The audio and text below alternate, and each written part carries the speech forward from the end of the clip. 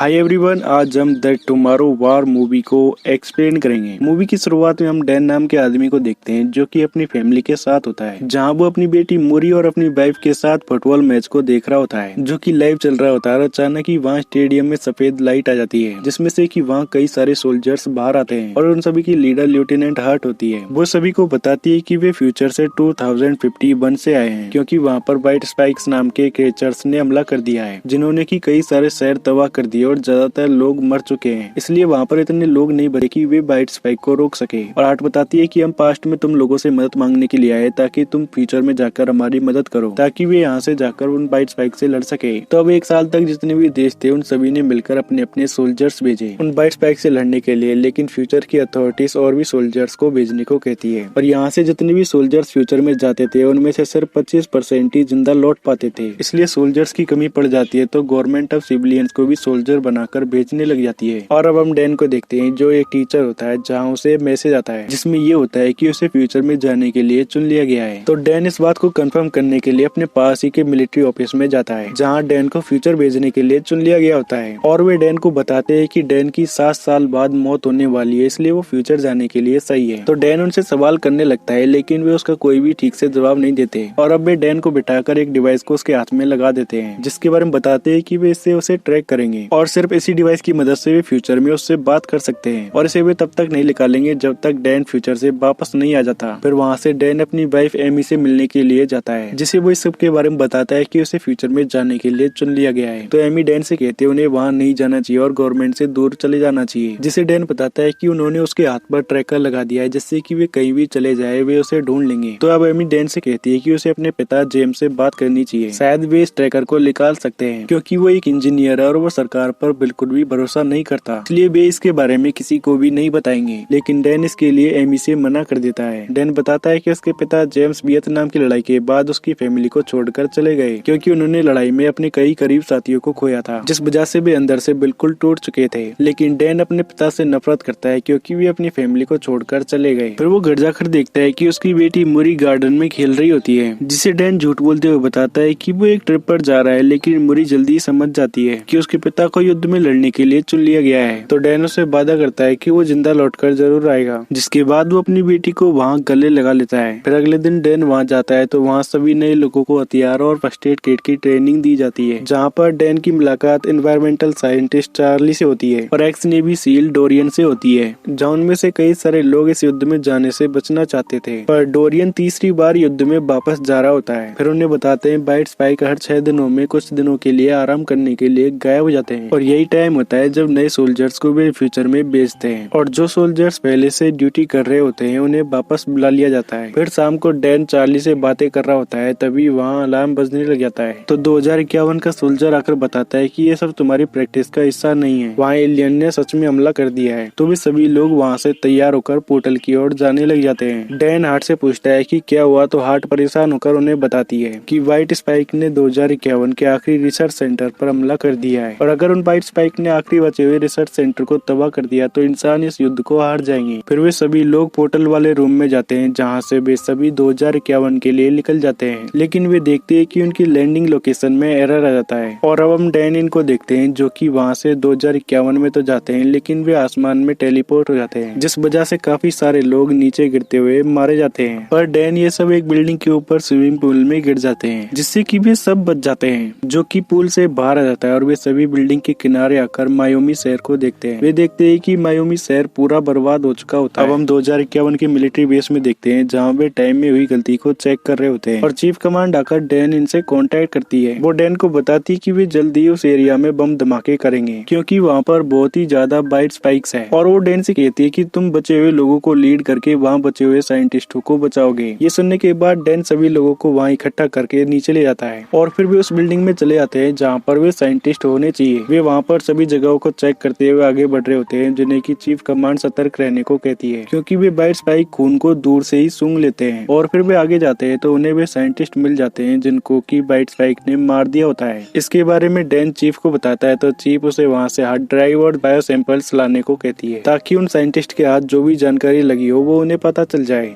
क्योंकि ये साइंटिस्ट उन वाइट स्पाइक को रोकने के तरीकों पर ही काम कर रहे थे। तो डैन और सभी लोग ढूंढने लग जाते हैं, जहाँ डैन को वे सैंपल्स मिल जाते हैं, पर उन्हें बताते हैं कि 6 मिनट में फाइटर जेट्स यहाँ पर बम गिराने वाले हैं। तो डैन और उसकी टीम वहाँ से निकलकर सीढ़ियों के पास आती है। वे वहाँ से निकल ही रहे होते हैं, तभी ऊपर से वाइट स्पाइक आकर उन पर हमला कर देते हैं, जहाँ डैन उनमें से एक को अकेला ही संभालने की कोशिश कर रहा होता है, जहाँ डोरियन उसकी मदद करने के लिए आ जाता है। डोरियन पहले भी इन वाइट स्पाइक से लड़ चुका होता है। वो बताता है इनके सर पर और पेट पर मारने से ही असर होगा, इसके अलावा कोई और जगह पर इनको कोई असर नहीं होता। और इसी तरह भी उन वाइट स्पाइक पर हमला करते हुए वहाँ से भाग रहे होते हैं। और अब इस अटैक में 3 मिनट बचे होते हैं, तो चीफ कमांड उनके लिए गाड़ी भेजती है, जिन्हें की वे अपने वहाँ धुआं करके बुला लेते हैं। और अब वे उन गाड़ियों को आता हुआ देखकर वे सभी उनकी ओर बढ़ते हैं और वे सभी काफी खुश होते हैं। लेकिन तभी साइड से वाइट स्पाइक आकर उन गाड़ियों पर हमला कर देते हैं, जहाँ से भागते हुए कई टीम मेंबर्स मारे गए। और अब कुछ ही देर में वहाँ एयर स्ट्राइक भी शुरू हो जाती है, जहाँ उनकी टीम में सिर्फ 7 मेंबर ही बचे होते हैं, जो कि वहाँ से बचकर भग रहे होते हैं। लेकिन वे वाइट स्पाइक अभी भी उनका पीछा कर रहे होते हैं, तो उनकी टीम के 2 मेंबर उन्हें रोकने के लिए रुक जाते हैं, जो कि उन वाइट स्पाइक को उनके दूर जाने तक रोके रखते हैं। और फिर वहाँ पर धमाका हो जाता है, जिसमें कि वे 5 बच निकलते हैं। फिर अगले दिन डैन एक मिलिट्री बेस में उठा, जहाँ पर उसके पास चार्ली भी होता है। तो अब वे डोरियन से मिलने के लिए जाते हैं, जहाँ डोरियन बताता है कि अब वे सिर्फ 3 ही बचे हैं। जहाँ डैन डोरियन से उसके गले में बंधी हुई व्हाइट क्लो के बारे में पूछता है, तो डोरियन उसे बताता है कि वो 6 महीने बाद कैंसर से मर जाएगा। ये उसे तब पता चला जब उसे लड़ाई के लिए चुना गया। वो बार बार फ्यूचर में लड़ाई के लिए जाता है, ताकि वो अर्थ को बचाते हुए मरे, ना कि वो किसी हॉस्पिटल में कैंसर से मारा जाए। और वे बातें कर रहे होते हैं, तो वहाँ कुछ सोल्जर्स आते हैं, जो डैन को बताते हैं कि उसे चीफ कमांड हेड ने बुलाया है। तो डैन चीफ कमांड के पास जाता है, तो उसे पता चलता है कि वो उसकी बेटी मूरी है। और ये जानकर डैन काफी ज्यादा खुश होता है। मूरी डैन को बताती है कि उसे यहाँ बुलाने की कोई खास वजह है। जहाँ डैन की पूछने पर बताती है कि ये मिशन क्या है, वो उसे टाइम आने पर ही बताएगी। इसके बाद डैन मूरी के साथ एक मिलिट्री टेंट में जाता है, जहाँ मूरी डैन को बताती है कि उन्होंने जहरीला इंजेक्शन बना तो लिया है,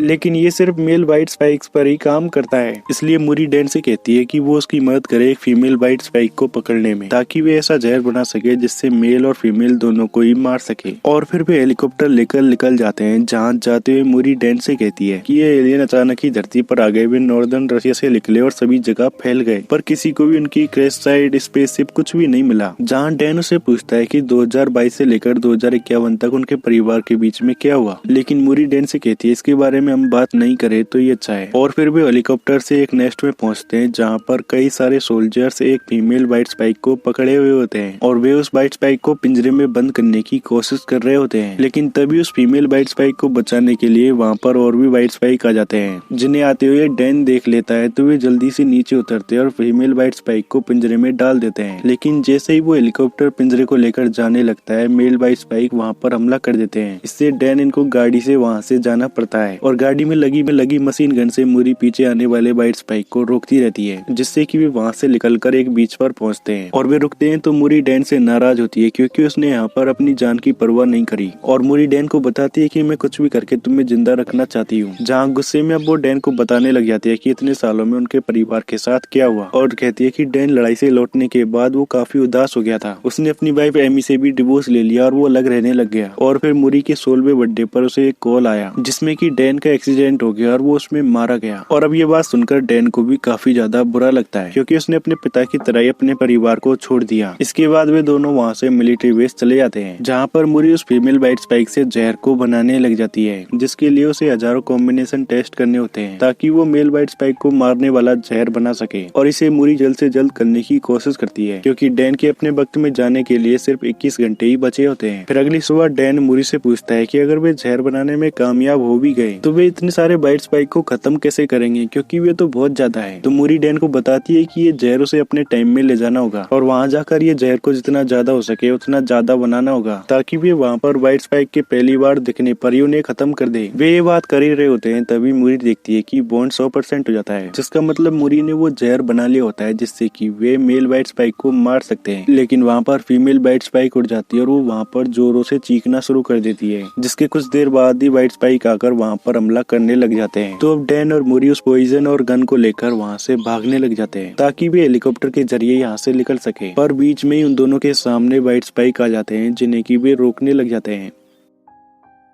और अब वे वहाँ से आगे बढ़ ही रहे होते हैं, तभी स्पीकर से आवाज आती है कि टाइम जंपर्स के पास सिर्फ 3 मिनट का वक्त बचा है। तो वे वहाँ से आगे बढ़ते हैं तो मोरी इसमें जख्मी हो जाती है, इसलिए अब मोरी वो जहर डैन को दे देती है और उसे वहाँ से जाने को कहती है। लेकिन तभी वहाँ पर एक वाइट स्पाइक ऊपर आ जाता है, पर वहाँ वजन ज्यादा होने की वजह से वो जगह टूट जाती है और वो वाइट स्पाइक के साथ मोरी भी नीचे गिरने लग जाती है। तो डैन भी मोरी को बचाने के लिए नीचे जाता है, लेकिन उसका टाइम पूरा हो जाता है, इसलिए वो जंप करके प्रेजेंट टाइम में आ जाता है। जहाँ उसे होश आता है तो वो 2022 में होता है, जहाँ उसने जहर भी पकड़ा हुआ होता है। वहाँ सोल्जर्स आकर डैन को अपने साथ ले जाते हैं। फिर जब लेफ्टिनेंट हार्ट डैन से मिलने के लिए आती है तो वो उसे जहर के बारे में बताता है और कहता है हमें इसे जल्द से जल्द बहुत ही ज्यादा मात्रा में बनाकर इसे फ्यूचर में भेजना होगा। लेकिन हार्ट उसे बताती है कि टाइम पोर्टल दूसरी तरफ से पूरी तरह बर्बाद हो चुका है, इसलिए अब कोई भी फ्यूचर में ट्रेवल नहीं कर सकता। ये बात सुनकर डैन काफी ज्यादा उदास हो जाता है और वो वहाँ से अपने घर आ जाता है, जहाँ वो सबसे पहले अपनी बेटी मोरी से मिलकर उसे गले लगा लेता है और फिर रात को वो फ्यूचर में हुई मोरी से बात के बारे में बताता है। और वो एमी से कहता है किसी को भी नहीं पता कि व्हाइट स्पाइक असल में आए कहाँ से, लेकिन वे 2048 में अचानक ही प्रकट हो गए। उन्हें वहाँ पर न कोई क्रैश साइट मिली न कोई स्पेसशिप। तो एमी डैन से कहती है हो सकता है वे क्रिएचर सालों पहले ही पृथ्वी पर आए हो। तो एमी की ये बात सुनते ही डैन को कुछ समझ में आता है, तो वो वहाँ से अगले दिन बार में डोरिन से मिलने के लिए जाता है, जहाँ वे फ्यूचर के बारे में बात करते हुए दोनों तय करते हैं कि वे इस युद्ध को होने से पहले ही खत्म कर देंगे। और अब वे दोनों डोरिन के पास मौजूद व्हाइट स्पाइक का क्लॉ लेकर चार्ली के पास पहुँचते हैं, क्योंकि चार्ली इन्वायरमेंटल साइंस का एक्सपर्ट होता है और वो क्लॉ को देखकर बताता है कि उसके ऊपर चाइना का वोल्केनिक ऐश लगा हुआ है। और इससे डैन और डोरिन दोनों ही हैरान होते हैं, क्योंकि व्हाइट स्पाइक पहली बार नॉर्दर्न रशिया में देखे गए थे,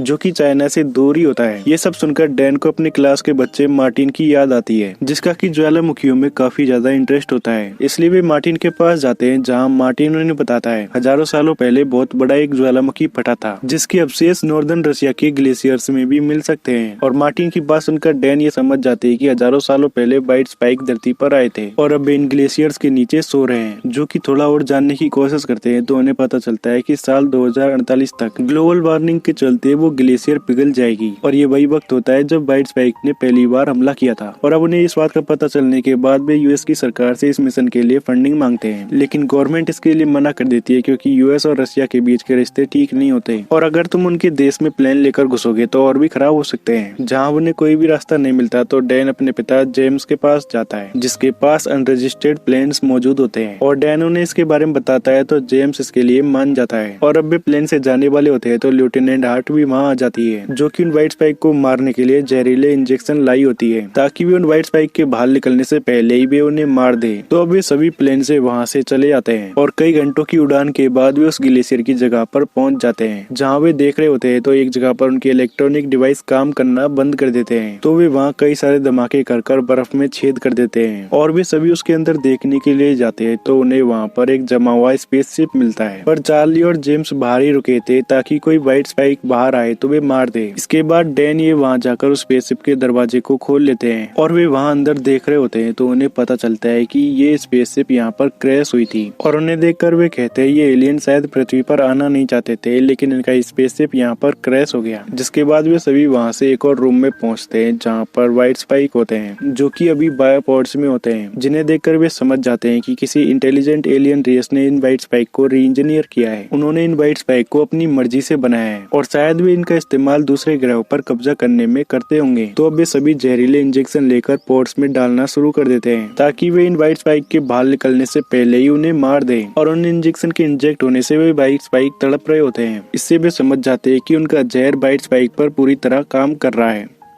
लेकिन उनके चिल्लाने की वजह से दूसरे व्हाइट स्पाइक पहले ही जाग जाते हैं जिनमें इंजेक्शन नहीं लगाए होते हैं। तो वे उन्हें भी इंजेक्शन देने लगते हैं, लेकिन वे व्हाइट स्पाइक पॉड को तोड़ देते हैं और अब वे उन पर हमला कर रहे होते हैं। तो डैन और उसके सभी साथी उन व्हाइट स्पाइक को मारना शुरू कर देते हैं, लेकिन फिर भी उनमें से कुछ व्हाइट स्पाइक वहाँ से भागने में कामयाब हो जाते हैं। तो डोरियन उनसे कहता है उनके पास ये स्पेसशिप उड़ाने के अलावा कोई और रास्ता नहीं है, इसलिए वे वहाँ से बाहर निकलने लगते हैं, लेकिन व्हाइट स्पाइक उन पर हमला कर देते हैं। इसलिए डैन, चार्ली, जेम्स ही बम एक्टिवेट होने से पहले वहाँ से बाहर निकल पाते हैं, जिस धमाके में सारे व्हाइट स्पाइक तो मारे जाते हैं, लेकिन एक फीमेल व्हाइट स्पाइक उस धमाके में बच जाती है और वो व्हाइट स्पाइक वहाँ से भाग जाती है। जिसका डैन इनको पता चलता है तो वे कहते हैं इस फीमेल को मारना जरूरी है, नहीं तो ये और बच्चों को जन्म दे सकती है। तो डैन उस फीमेल को पकड़ने के लिए एक स्नोमैन बनाता है और उसके ऊपर जैकेट लगा देता है, जिससे कि वो व्हाइट स्पाइक दूर से देखती है तो वो उस पर हमला करने के लिए आ जाती है, जहाँ से डैन और जेम्स उस पर गोलियां चलाते हुए उसे पहाड़ के किनारे पर ले आते हैं और वे उस व्हाइट स्पाइक को खाई में ढकेल खेलना चाह रहे होते हैं, लेकिन वो व्हाइट स्पाइक उन पर ही आकर हमला कर देती है। इससे डैन और जेम्स दोनों अलग अलग हो जाते हैं और फिर वो व्हाइट स्पाइक डैन के ऊपर एक स्पाइक फेंक कर हमला करती है। लेकिन वो जैसे ही डैन पर हमला करने के लिए आती है तो डैन उसी स्पाइक को उसके मुंह में दे देता है और तभी वहाँ जेम्स भी आकर उसकी आंख पर हमला कर देता है, जो कि जेम्स को दूर तो कर देती है, लेकिन अब वो व्हाइट स्पाइक अंधी हो चुकी होती है और वो इधर उधर स्पाइक से हमला करने लगती है। लेकिन डैन ये उससे बच जाते हैं, जहाँ डैन इंजेक्शन को लेकर उस व्हाइट स्पाइक के पैर पर लगा देता है। लेकिन वो व्हाइट स्पाइक काफी चालाक होती है, इसलिए वो खुद ही अपना पैर काट कर दूर कर देती है, जिससे कि उस पर जहर का कोई भी असर नहीं होता। और अब वो डैन की ओर बढ़ रही होती है तो जेम्स अपने हाथ को काट कर उसे खून की गंध सुंघाता है, जिससे कि वो स्पाइक खून को सूंघकर हमला करने के लिए आती है। लेकिन डैन अपने पिता को मरने नहीं देना चाहता था, इसलिए वो स्पाइक के ऊपर कूद जाता है, जहाँ वो स्पाइक की मदद से उसकी गर्दन काट देता है और अब उसके मुंह में जहरीला इंजेक्शन डालकर उसे पहाड़ से नीचे धक्का दे देता है और वहाँ से व्हाइट स्पाइक के गिरने पर वो मारी जाती है। और अब अगले दिन रसिया में हुई धमाकों की न्यूज चल रही होती है, जिसमें कि कई सारे एलियंस मारे गए। तो अब इस मिशन की जिम्मेदारी सरकार ले लेती है और अब डैन भी अपनी फैमिली के पास पहुंच जाता है, जहां उसके साथ जेम्स भी होता है और अब जेम्स भी डैन इनके साथ रहने लग जाता है। इसी के साथ ये मूवी यहीं पर खत्म जाती है। अगर आपको ये वीडियो अच्छी लगी हो तो वीडियो को लाइक और चैनल को सब्सक्राइब करें। मिलते हैं नेक्स्ट वीडियो में, तब तक के लिए बाय।